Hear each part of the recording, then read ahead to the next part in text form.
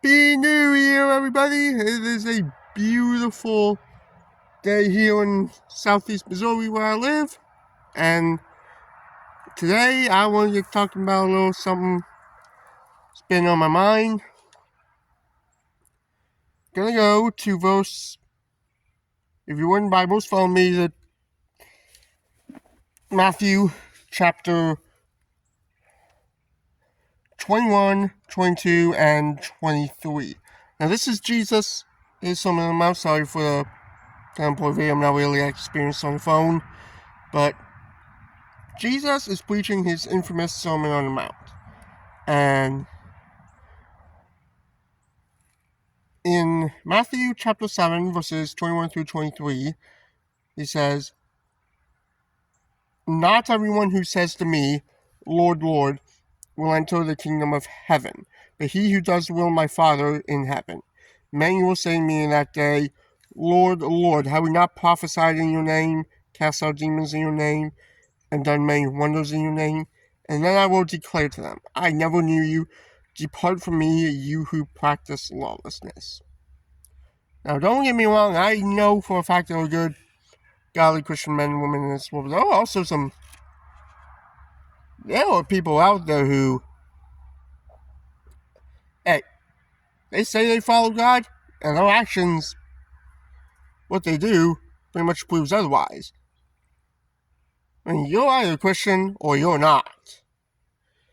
And I think a perfect example of this, people who could have just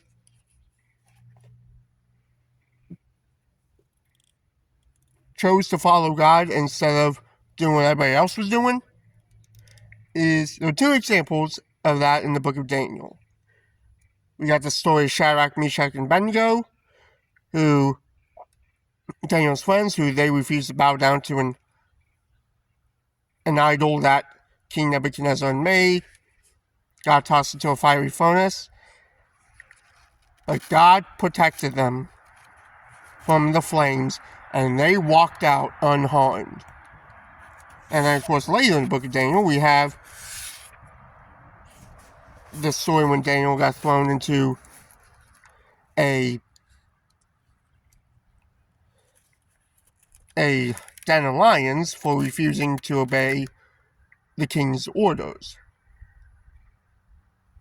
Which I know that story that was just kind of set up by some other guys to try to get Daniel to do something. I mean, these four guys, Daniel, Shadrach, Meshach, and Abednego, they could have just easily been in there and say, "Okay, we'll do what you want, man."